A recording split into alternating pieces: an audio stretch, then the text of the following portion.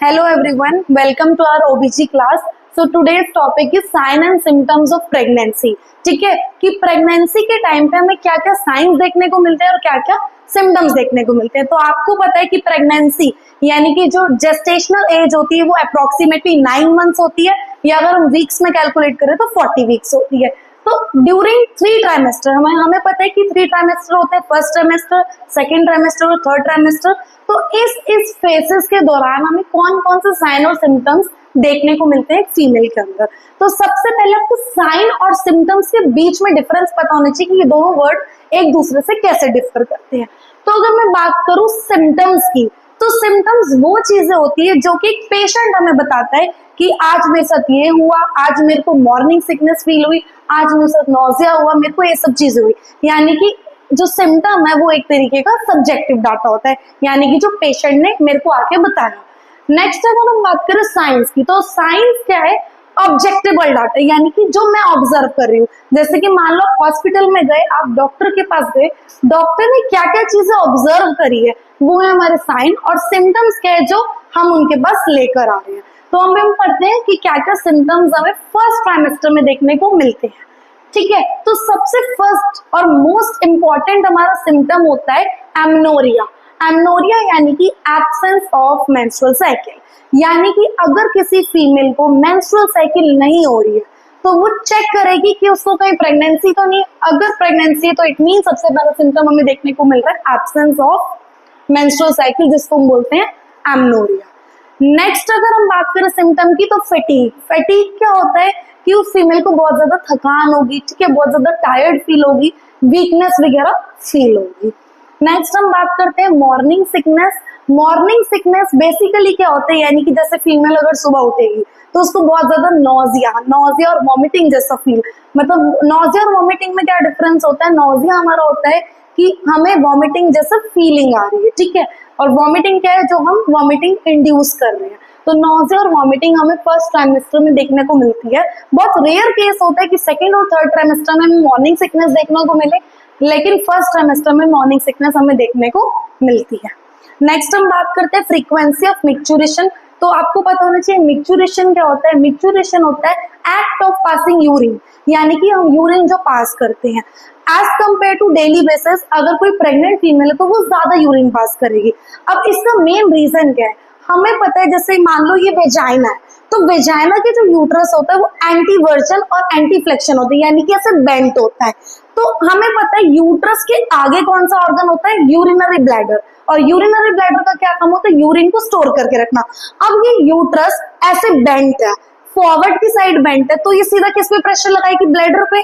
अगर ब्लैडर पे प्रेशर लगाएगी तो यूरिन ज्यादा से ज्यादा हमें अर्ज होगा कि हम ज्यादा से ज्यादा यूरिन को पास आउट करें।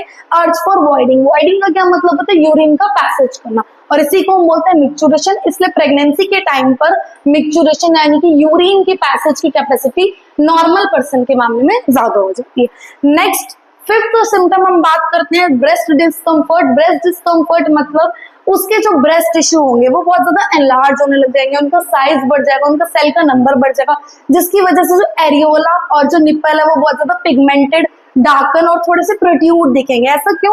क्योंकि हाइपरप्लेजिया और हाइपरट्रॉफी हो जाता है हमारे ब्रेस्ट के टिश्यूज में, यानी कि सेल का साइज और सेल का नंबर बढ़ जाता है। ठीक है, अब हम बात करते हैं हमारे साइंस की। ठीक है, सबसे पहला साइन हमारा होगा मोंटेगोमेरी ट्यूबरकल्स।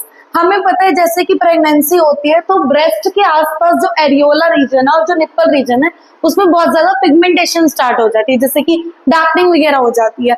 और क्या होता है? हाइपरट्रॉफी और हाइपरप्लेजिया, यानी कि सेल का साइज और सेल का नंबर बढ़ने लग जाता है, जिसकी वजह से आपको एरियोला के आसपास ऐसे प्रोट्यूडनेस दिखेंगे, यानी कि डॉट डॉट लाइक स्ट्रक्चर दिखेंगे because of hypertrophy and hyperplasia. ठीक है, तो इसी को हम बोलते हैं मोंटेगोमेरी ट्यूबरकल्स। नेक्स्ट साइन हमारा आता है चैडविक साइन, जिसका दूसरा नाम होता है जैक्नियर साइन। ये हमें कौन से वीक पर देखने को मिलता है? हमें देखने को मिलता है 8th वीक पर। इसमें क्या होता है? जो वेजाइना है और जो वल्वा है, यानी कि outer part of the vagina है, उसमें हमें ब्लूइश डिस्कलरेशन देखने को मिलेगी। वो vagina and vulva blue colour का देखने को मिलेगा। इसी साइन को हम बोलते हैं चैडविक साइन। नेक्स्ट साइन की हम बात करते हैं, इसको हम बोलते हैं गूडेल साइन। ये हमें कौन से वीक पर देखने को मिलता है? ये हमें देखने को मिलता है 6th वीक पर। इसमें क्या होता है? हमारा जो सर्विक्स होता है वो सॉफ्ट होना स्टार्ट हो जाता है। जैसे अगर हम बात करें नॉन प्रेग्नेंट वुमेन का सर्विक्स उतना सॉफ्ट नहीं होता as compare to pregnant women. Non pregnant women का सर्विक्स जैसे हमारे टिप ऑफ द नोज है ना, ऐसे फील होगा, लेकिन अगर हम प्रेग्नेंट वुमेन का सर्विक्स चेक करेंगे तो वो कैसा फील होगा, जैसे हमारे लिप्स है, इतना सॉफ्ट हमारा फील होगा। और इसी साइन को हम क्या बोलते हैं, गूडल साइन। नेक्स्ट हम बात करते हैं ओसिएंडर साइन। ठीक है, ओसिएंडर साइन हमें कौन से वीक पर देखने को मिलता है, 8th वीक पर। इसमें क्या करते हैं हम, इसमें बायमैनुअल एग्जामिनेशन करते हैं, यानी कि हम वेजाइना के अंदर 2 फिंगर्स इंसर्ट करेंगे और हम अपर और साइड पोर्शन में देखेंगे, यानी कि वेजाइनल फॉर्निक्स पर देखेंगे, हमें पल्सेशन फील होगी, यानी कि वेजाइना में अगर हम ऐसे 2 फिंगर्स टेस्ट करेंगे तो हमें पल्सेशन फील होगी। और वो पल्सेशन क्यों होती है, क्योंकि इंक्रीज ब्लड वेसल्स, जिसको हम बोलते हैं वेस्कुलैरिटी, वहां पे ब्लड सप्लाई, ब्लड वेसल्स का इंक्रीज हो जाता है। ठीक है, नेक्स्ट हम बात करते हैं पाल्मर्स साइन, जो कि हमें कौन से वीक, 4 to 8 वीक्स के बीच में देखने को मिलता है। इसमें क्या होता है, जो यूट्रस होता है वो कॉन्ट्रैक्ट होता है। कौन सा हार्मोन की वजह से कॉन्ट्रैक्ट होता है, हमें पता है, ऑक्सीटोसिन की वजह से। तो यूट्रस रेगुलर और एक रिदमिक फॉर्म में कॉन्ट्रैक्ट होता है और इसी साइन को हम बोलते हैं पाल्मर साइन। ठीक है, तो नेक्स्ट साइन है हमारा हेगार्ड साइन। हेगार्ड साइन हमें कौन से वीक पर देखने को मिलता है, 6 to 10th वीक पर। इसमें हमारा क्या होता है, जो लोअर यूट्राइन सेगमेंट होता है वो हमें सॉफ्ट फील होता है, और जो बॉडी होती है, यानी कि यूट्रस की जो बॉडी अपर पार्ट होता है वो हमें एनलार्ज फील होता है। नेक्स्ट हम बात करते हैं पिस्कैट साइन, जो कि हमें देखने को मिलता है 6 to 8th वीक पर।